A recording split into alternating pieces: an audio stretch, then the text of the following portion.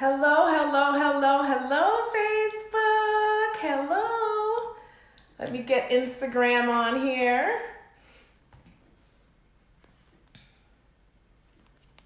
Hello, Facebook. Hello, Instagram. I get myself together here.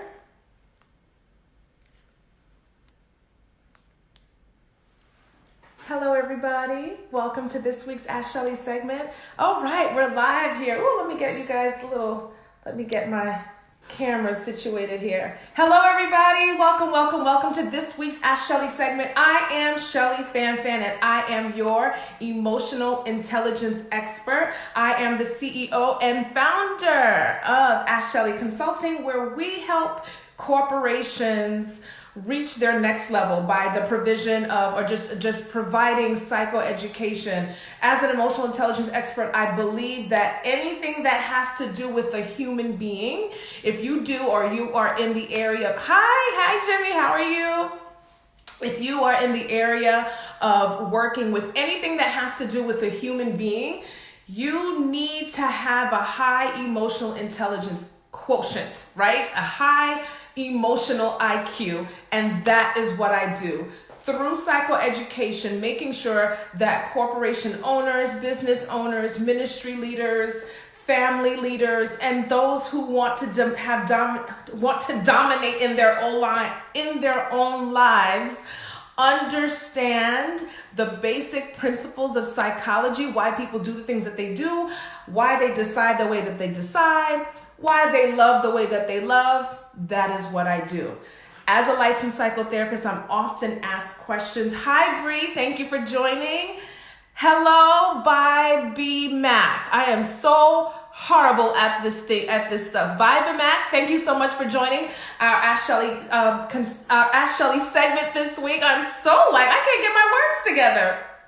So anyway, I'm often asked questions as a licensed psychotherapist, and so it brings me great pleasure, an honor, and a privilege to share those questions with you in hopes that you can add to your wellness toolbox. You can share it with someone that needs to hear it, right? That is what I do.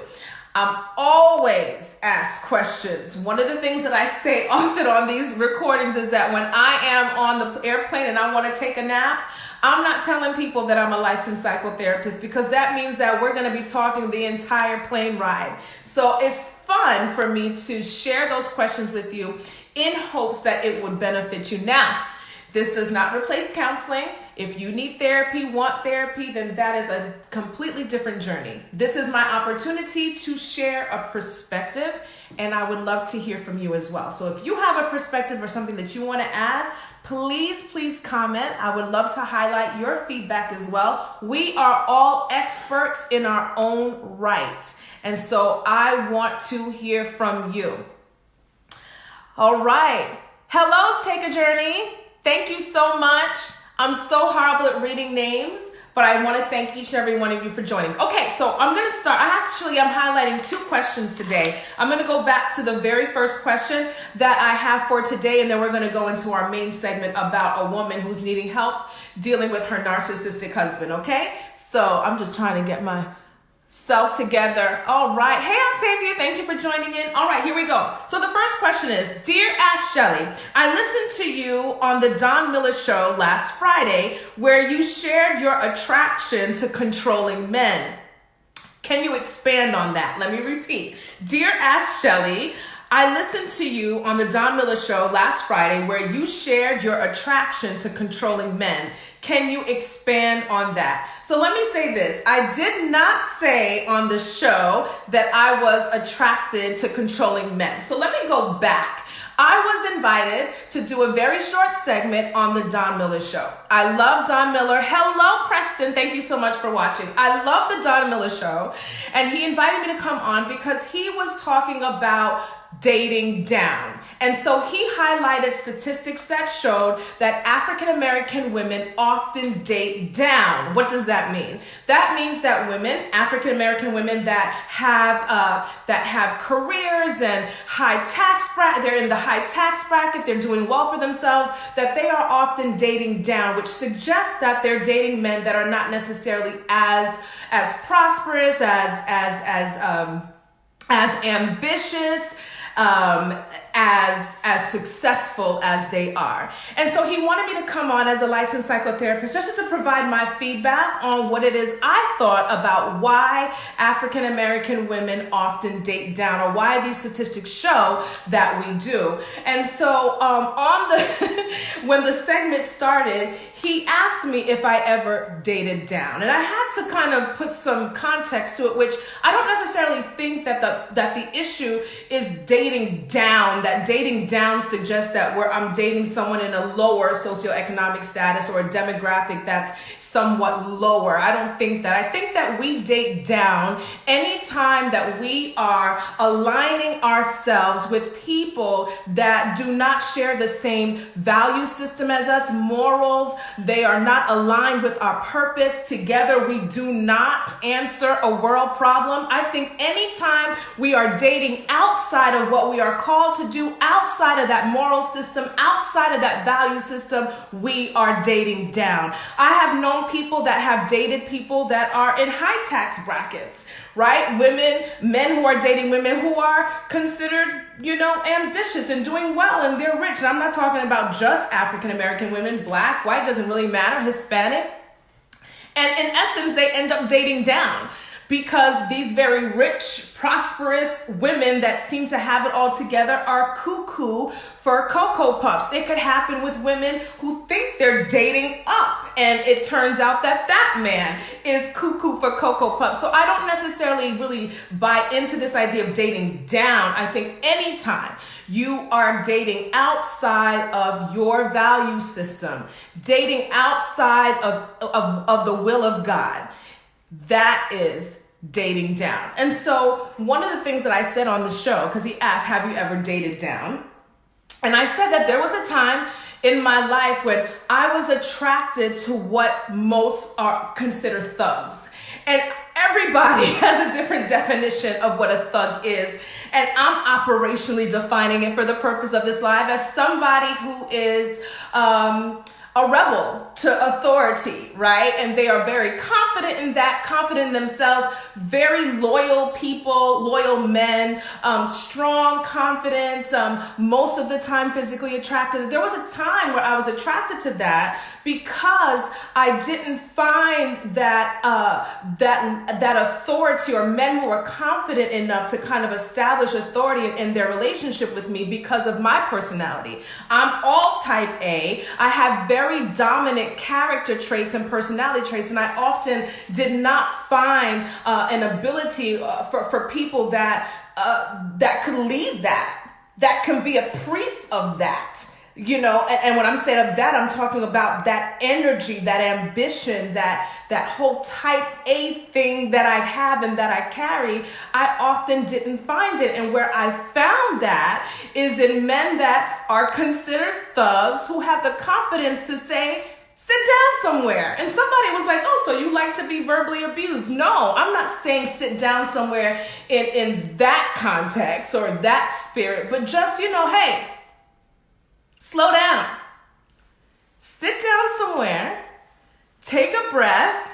You're doing too much. Just someone to assert themselves and be the leader. I make decisions in every single area of my life. I make decisions in my business life. I make decisions for my children. I make decisions in my ministry. I am always in the position of making decisions and taking the lead. And my relationship is one of those areas that I'd rather not do that. I want to go by God's blueprint. I want a man of God to lead and be my priest. And I had to really, I would look for that in the wrong places in the past. Eventually, I became mature and understood that type of man did not have the capacity, often did not have the capacity or the willingness to meet my emotional needs.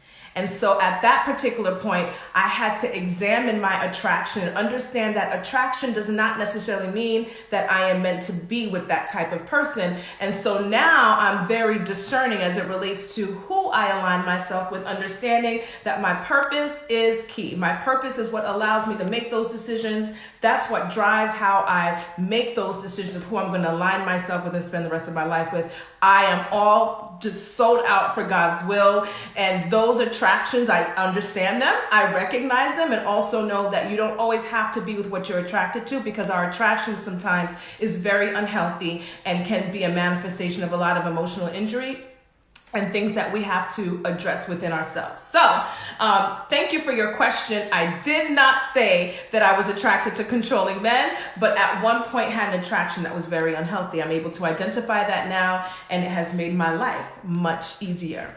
Question number 2. Hello, Sean. Thank you so much for joining. I see you, Octavia. Thank you so much, Marcette. Thank you for joining on Instagram. Here is the second question. Dear Ash Shelley, my husband is a narcissist, and he has everyone fooled, including our pastors. I feel like I have no one to turn to because he presents himself as a God-fearing, loving husband and all-around nice guy. The truth is, he is an adulterer, he is immature, he is selfish, and externalizes all blame. He takes personal responsibility for nothing and is verbally abusive. He makes me feel like I am nothing, and I am tired of it. I'd love to hear your thoughts on this. That's our second question of the day. Let me go ahead and repeat that again. Dear Ash Shelley, my husband is a narcissist. Does anyone know a narcissist? If you know a narcissist, go ahead and comment. Let me know. I know we all feel like we know one or two or three, right? We all think we know one. So again, my husband is a narcissist, and he has everyone fooled, including our pastors. I feel like I have no one to turn to because he presents himself as a God-fearing, loving husband and all-around nice guy. The truth is, he is an adulterer, he is immature, he is selfish, and externalizes all blame. He takes personal responsibility for nothing and is verbally abusive. He makes me feel like I am nothing, and I am tired of it. I'd love to hear your thoughts on this. All right, Octavia says, yes, child, I know a narcissist. Marcette is saying, yes, she knows a narcissist. Okay, so here we go. We're going to do this together. So I want you to listen.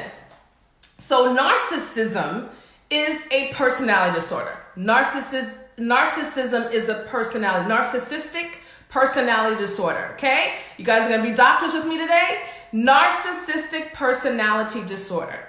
And so what we often see and what we often diagnose as narcissism really are individuals who have narcissistic personality traits. So understand that you can have the traits, but not necessarily the disorder. So you can have narcissistic traits and not necessarily the disorder. So we have to be careful with that, right? So when we're talking about the disorder, how does it transition from traits to disorder?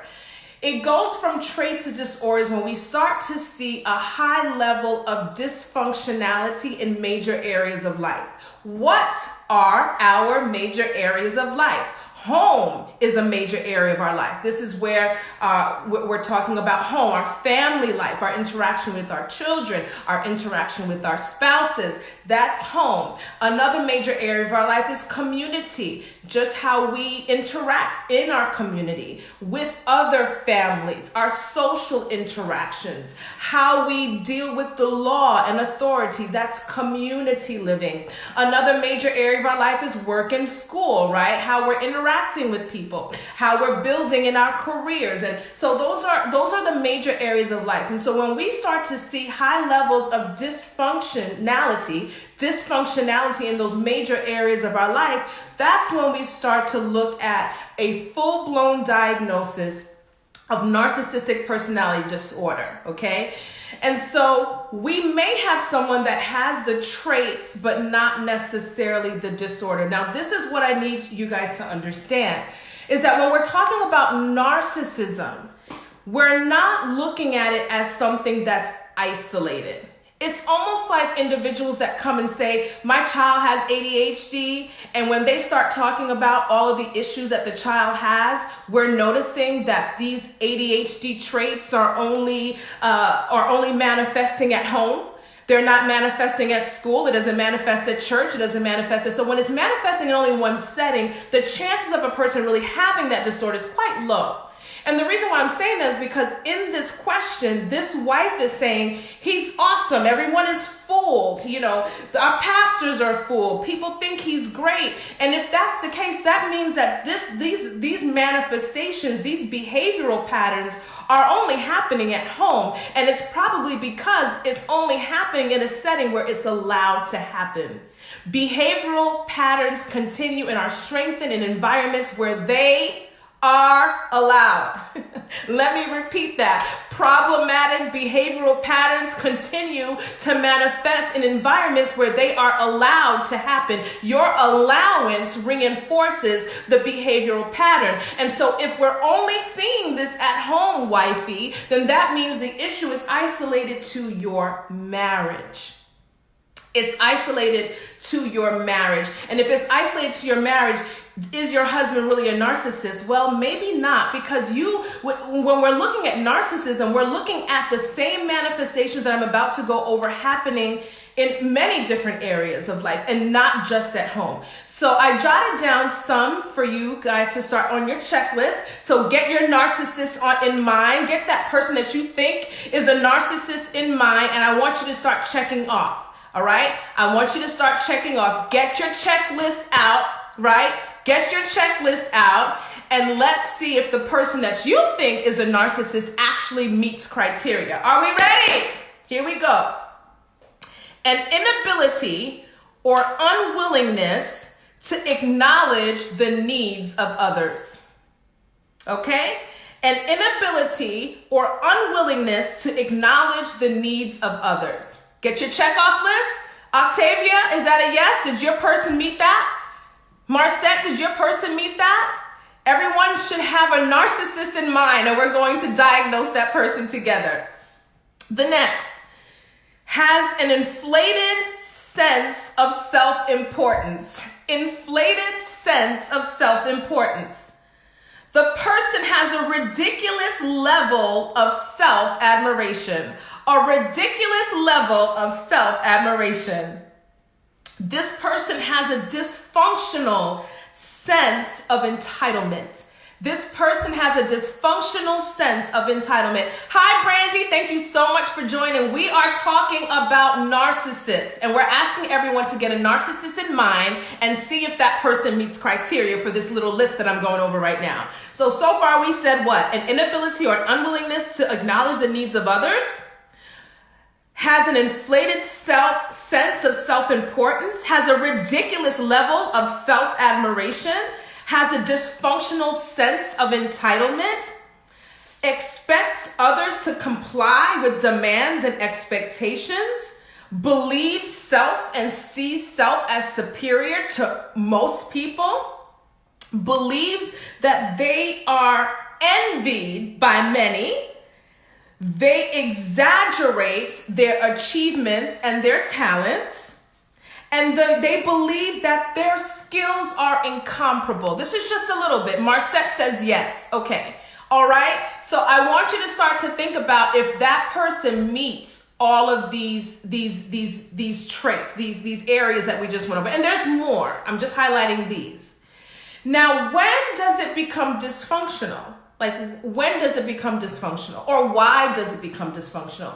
The reason why or when it becomes dysfunctional is, again, we talked about, I like your comment. This is Preston. Hi, Preston. He is like the best therapist in the world. You got to share your private practice information, Preston, here. So let's see. It says, Preston says, I like your comment about how these manifest wherever the person goes. They cannot turn it off and on like a light switch. Yes, Guys, stop calling your husband or your man, a narcissist if it's only happening with you. If it's only happening with you or within the four walls of your home or the four walls of your bedroom, if it's your spouse, then it's not narcissism. It is a manifestation of behavioral patterns that are somewhat being reinforced by you or in that setting, because behavioral patterns manifest where they are allowed to, okay? And so we're talking about what makes it dysfunctional. A lot of the times people that have narcissistic traits or a narcissistic personality disorder, they have poor skills in terms of mood regulation. So they don't have a strong mood regulation skills. So they have extreme emotions.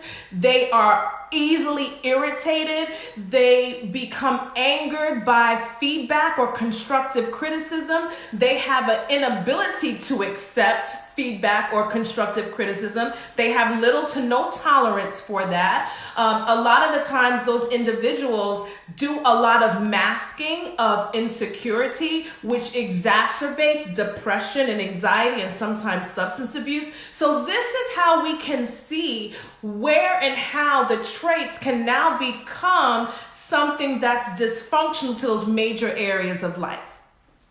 What causes it? What causes narcissistic personality disorder? Or what causes those traits to manifest? And that is very difficult. And this is where a full-blown out assessment can definitely get us to a place where we can find the root of that. Generally speaking, it could be attachment injury. Attachment injury. This is a disruption in the attachment and bonding process between a child and its parent, mother or father. So when we're looking at attachment injury, that can be it. Just general emotional injury. Emotional injury that a lot of the times has happened during childhood. We see that children that have or that are exposed to very severe parenting styles, whether it's between parents or intra a parent, meaning one parent parents with excessive adoration, while another parent parents with severe discipline and criticism, right? We can also see the same parenting happening within one parent. That one parent often switches back and forth to these extreme ways of parenting. The emotional injury that causes that can be a basis for what we see as a manifestation of narcissistic traits. Just general trauma. We talked about this on previous lives where trauma causes what? Brain injury. So the relationship between brain and behavior can be a sign of unresolved trauma, and we can go on and on and on. So now that we've broken down a little bit about narcissism, I want to make sure that we just stop using that word so loosely. We need to stop using that word so loosely. This particular wife, however, believes that her husband is a narcissist, and I just want to address. So now that I've given you some information about narcissistic personality disorder and narcissistic traits, now let's address your issue. You're talking about your husband cheating and him talking down to you and making you feel like you are nothing, and that is an issue. I want to break down three major areas and address your question. What you allow to continue is your acceptance. What you allow to continue is your acceptance. We have a hard time in relationships identifying non-negotiables. I love it when I'm in session and I see this more with women, but it does happen in men where we're identifying cheating as a non-negotiable. So I asked, was there ever adultery or any type of infidelity in your marriage? And the answer is yes. So then it's not a non-negotiable. Your yes made it negotiable. Your yes makes a non-negotiable totally negotiable because you're still here. You see what I'm saying? We have to be allow your yes to be yes and your no to be no. We gotta stop saying that things are non-negotiable when they are. What are your non-negotiables? And be prepared to protect it with all that you have. Okay? Preston says, I don't know how to link my Facebook page on here, but I can be reached at. He's located in Winter Park. Thank you so much, Preston. He is thebomb.com. He says, I provide neurofeedback and psychotherapy for individuals middle school and older. Thank you so much, Preston. Thank you so much for sharing that. And so, again, we're talking about this wife, and we just said what you allow to happen, what you are not addressing and what you're not actively trying to change is something that you are allowing, right? So what are your non-negotiables? And let's revisit that. Again, when you accept a non-negotiable, it becomes negotiable. The second thing that I want to highlight is the importance of marriage counseling. If you really believe that you have something to salvage, something that's reparable, marriage counseling is a great way to get a mediator to help communicate about expectations that you have of the other person, talk about non-negotiables, talk about languages in love and how you receive love. And then we can hold the parties accountable to one another and to the process to see some growth happen. Listen, we say this all the time. My mentor says this all the time. Our breakthrough is on the other side of something we do not know. And again, our breakthrough is a lot of the times on the other side of something that we are completely uncomfortable with. New information will help your brain to shift. We need new information. A lot of the times, our behavioral patterns, the things that we do over and over again, the way that we continue to respond the same way. We respond to him cheating the same way. We respond to him yelling the same way. And obviously, if you are writing into Ask Shelly, it's because the way that you are responding is not effective. It doesn't matter what it is you're doing. It doesn't matter what book you read it from. If it's not effective, it's not working, and should not be used. You have to learn new information. Behavioral patterns, things that keep us stuck, thought processes that keep us stuck often are signs that we need new information. Marriage counseling can give you and your husband the new information that's needed for you to recover and restore and renew. Marriage counseling. I want to empower you. That's my third point. I want to empower you and remind you, in case you don't know, and remind you that you are enough. That you are enough. See, what happens when we are exposed to verbal abuse or people who are going to speak down in our lives, faith comes by hearing. Faith comes by hearing. Faith comes by hearing. So you may be able to intellectualize it and say, when he speaks to me that way, it's not true. He's verbally abusing me. But see, there's something that happens automatically. It happens in our subconscious when we start to internalize what we are most exposed to. This is why we have to protect our ear gates. And it goes into our automatic psyche. It's like a thought processor or a thought generator that's in line with what you're most exposed to. And once you start to internalize that voice as your truth, that is where bondage really happens, and you become your worst enemy because you believe what it is he says you are, and you cannot achieve past what it is you believe in yourself. We can't surpass we can't go where our thoughts can't go. We cannot go where our thoughts cannot go. And so this is why a renewal of our minds is so important. So I am empowering you to remember that you are able, you are a queen. We are designed to be loved and protected as queens. I talked about the chess game last week and how I learned that the chess game, the queen's ultimate responsibility is to protect her king. In the game of chess, the queen's ultimate responsibility is to protect her king. How can we protect a source that's trying to kill us? And you're probably saying, she never said that he's trying to kill us. Words commit murder. Words commit murder. You can break somebody's manhood. You can break somebody's womanhood. You can take somebody's hope away with one word. Words commit murder. And so it's important for you to be empowered, queen, to do what you need to do to thrive, to live, and to not live in an environment of abuse. Do you think it can be healed?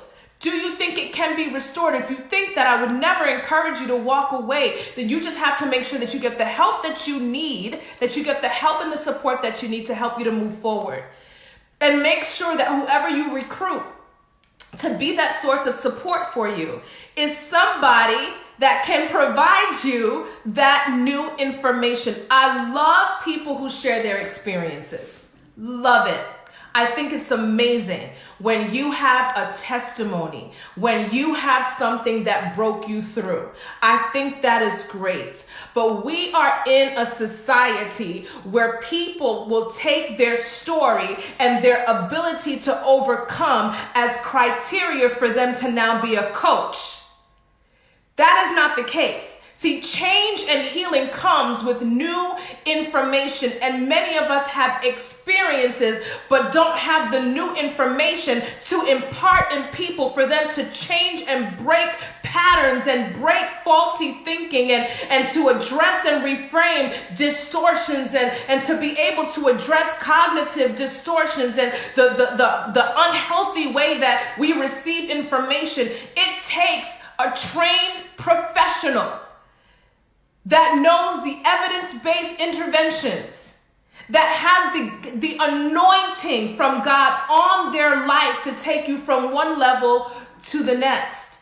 So make sure you are aligning yourself with people that can provide you that new information for you to break through. New information. You need new information. The other day, I had a conversation with my mentor, and this was after my aunt passed away. And she said, we will all surely die, but not all of us will live. We will all surely die, but we all will not live. We all won't live. See, the live part, the life part, the living abundantly part is our choice. That's our choice. And so understand that you don't have to stay in a situation that just continues to perpetuate death. Be empowered to live. Be empowered to thank you. Thank you so much. Hi, Fanon. Hello, Bobby. Hi, Jean. Thank you so much for joining. Be empowered to do what you have to do to break free. Do what you have to do to break free, to live life, to find that place where you are being honored as the queen that you are. See, your husband has a choice. He can be that king that honors his queen or not.